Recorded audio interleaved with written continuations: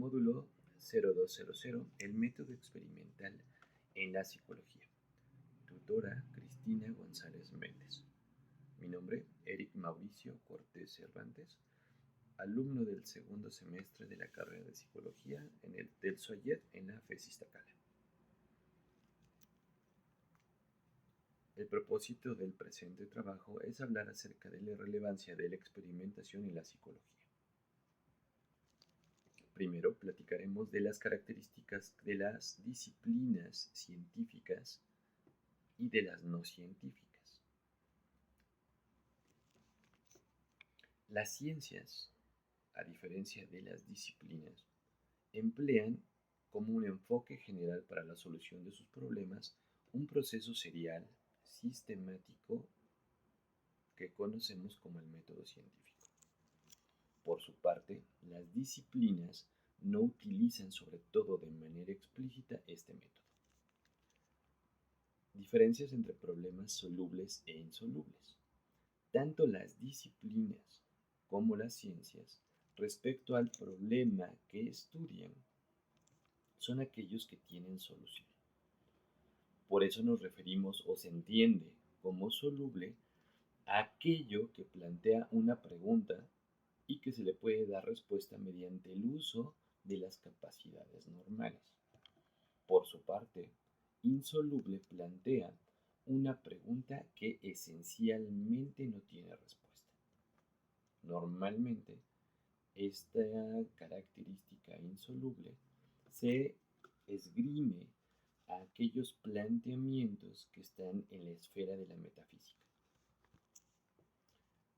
La ciencia es empírica, es decir, los problemas solubles pueden ser abordados de manera empírica, es decir, que se basa completamente en la observación de hechos reales. La psicología como ciencia es materialista, objetiva y determinista. Hablaremos un poco de los antecedentes conductistas de John B. Watson, en el cual él, para lograr la transición entre la psicología como una disciplina y la psicología como ciencia, él propuso que este proceso de creación de esta ciencia debería de utilizar todas las metodologías que en aquella época ya utilizaban las ciencias físicas. Es decir, que en algún punto la psicología debería volverse materialista, mecanicista, determinista, pero sobre todo objetiva.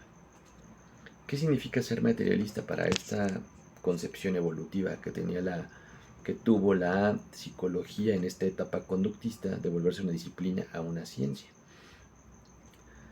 Primero, que aquellos fenómenos físicos deberían de tener respuestas observables, es decir, basarse en el método empírico.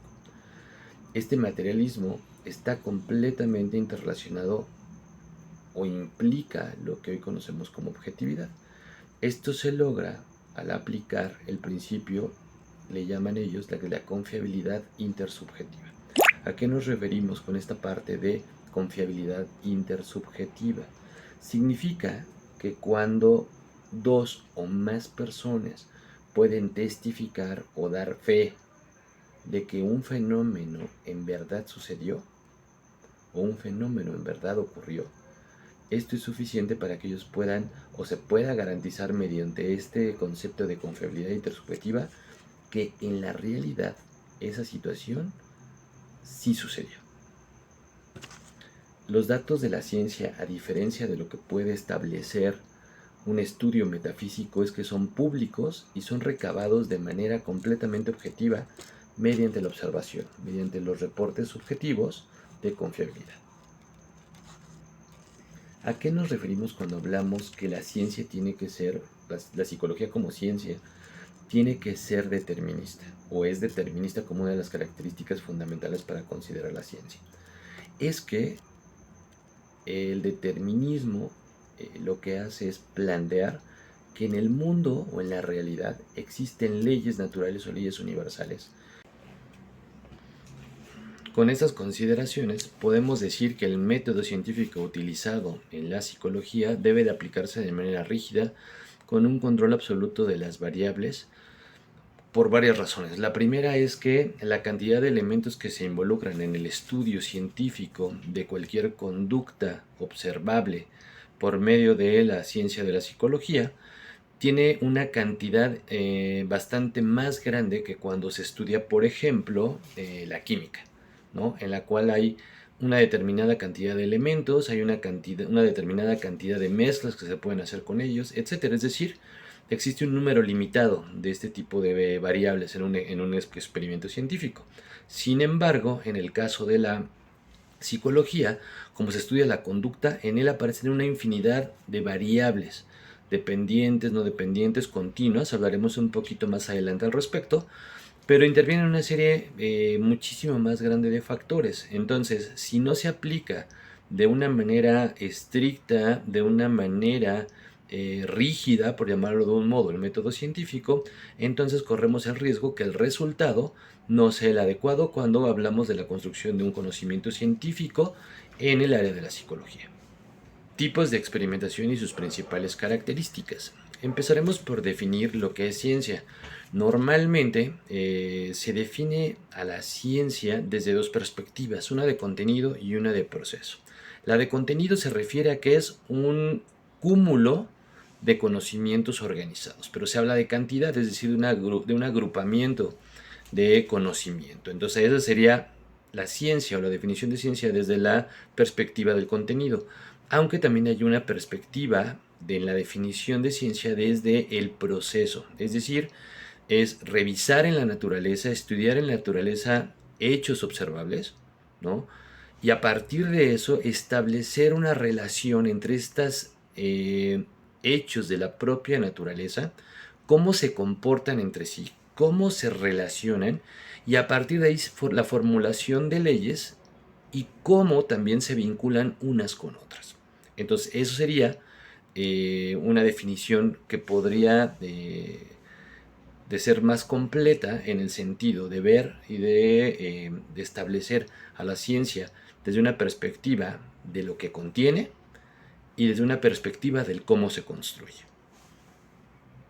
Si incorporamos esta perspectiva del conocimiento y del proceso o los procesos, definiríamos o podríamos definir a la ciencia como una serie interconectada de conceptos y de esquemas conceptuales desarrollada como resultado de la experimentación y de la observación. Esta definición es del autor Conant en el año de 1951.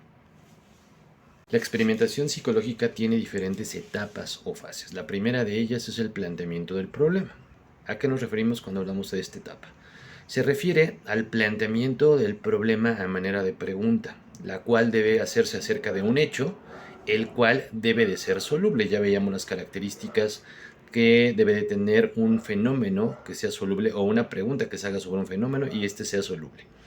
Debe de hacerse con las herramientas con las que cuenta el psicólogo, debe ser observable esta conducta sin importar si es un tema absolutamente trascendente o si es un tema trivial. A lo largo de la historia la ciencia se ha llevado bastantes sorpresas respecto a investigaciones que se hacían o planteamientos del problema, ¿no? En esta etapa de la investigación, que se hacían sobre situaciones aparentemente triviales y que con el paso del tiempo y con los alcances que llegó a tener esa investigación en particular, fue semillero o fue el detonador de grandes adelantos en la obtención de conocimiento. La siguiente etapa es la formulación de una hipótesis. ¿A qué se refiere? Esto es una solución tentativa que propone el experimentador. ¿Qué características debe tener? Tiene que ser completamente empírica, es decir, tiene que ser de un fenómeno observable. Puede ser una hipótesis bastante bien fundamentada o puede ser una simple conjetura. Sin embargo, a partir de esta posible solución se van a detonar los demás pasos del método científico. Es uno de los elementos más importantes desde mi perspectiva, porque con ello se infieren posibilidades que a lo largo del proceso serán corroboradas o serán descartadas. Hablaremos, como parte de estas etapas del método científico, hablaremos de los tipos de variables, es decir, aquellos elementos que pueden tener, pueden variar en su medición, en su cantidad, etcétera, etcétera, pero que son elementos importantes que le dan forma al objeto de estudio. Entonces, en un nivel jerárquico, primero hablaremos de las variables dependientes y de las variables independientes. ¿Qué es una variable independiente? No es otra cosa que el fenómeno observado o la conducta que estamos estudiando. Una variable dependiente es aquella variación de la propia conducta que se está estudiando en diferentes etapas o en diferentes estadios del estudio y que puede ser absolutamente medible. En un segundo nivel están las variables continuas y las variables discontinuas. Esta segunda categoría tiene que ver únicamente con efectos de medición. Las variables continuas son aquellas que pueden ser graficadas o que pueden ser vistas de manera gráfica de una forma lineal, es decir, pueden tener valores, si lo tratamos de ver de una manera gráfica, pueden tener valores, por ejemplo, en una recta numérica. La variable discontinua no tiene esta misma linealidad en cuanto a los valores que se le pueden dar. La siguiente etapa son las leyes de estímulo-respuesta, que no es otra cosa sino ver cómo reacciona un sujeto a los estímulos del medio ambiente, es decir, cómo influye un determinado estímulo o el propio medio ambiente al comportamiento del sujeto que está siendo estudiado. Una parte importante dentro de esta aplicación paso por paso del método científico es la utilización de la estadística. Es decir, una vez que se tienen los resultados durante toda la etapa o las etapas que significan la experimentación, se tienen que ordenar estos datos, se tiene que ordenar esta información. Y para ello el experimentador, ¿no?, se hace o se ayuda de la utilización de la estadística. A partir de ello, a partir de esta organización, se puede establecer y empezar a definir si los hallazgos producto de la experimentación son significativos o no son significativos. Es decir, que si son confiables o no son confiables los resultados.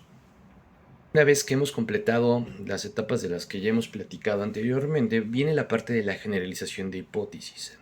Esta parte de este proceso es muy importante, tanto como el resultado que nos va a dar el método, como para el propio experimentador. ¿De qué se trata? De poder realizar generalizaciones a partir de los hallazgos de todo este proceso experimental. Siempre y cuando esta generalización, es decir, la aplicación de manera generalizada más allá del objeto de estudio específico que conforman en este caso los participantes sobre los cuales se realizaron esta metodología experimental, una vez que se tiene eso, se puede generalizar a un universo mayor, siempre y cuando, y esto es bien importante, siempre y cuando se mantengan las mismas condiciones experimentales a partir de las cuales se hizo el proceso, ¿de acuerdo? Esto se puede hacer de manera creciente siempre y cuando la hipótesis no pierda validez, ¿de acuerdo? Entonces, no se debe de caer en el error de generalizarlo de una manera tal que llegue el punto en que las condiciones sobre las cuales el resultado se dio de tal manera ya no sean replicables y por lo tanto la hipótesis sea insostenible. A manera de conclusión podemos decir que en efecto la psicología es una ciencia, siempre y cuando, ¿no?, quienes en algún momento, nosotros como estudiantes, o en este momento los profesionales de la psicología, sean muy estrictos, sean muy metódicos, valga la redundancia, en la aplicación del método experimental. Si solo si se hace de esta manera y se cumplen a cabalidad todos y cada uno de los pasos que implica la consecución del conocimiento científico a través del método experimental, podemos decir que los hallazgos respecto a cualquier estudio que se haga de la conducta podrán ser confiables y por lo tanto tendrán validez científica. Muchas gracias, espero que haya sido de su agrado este video.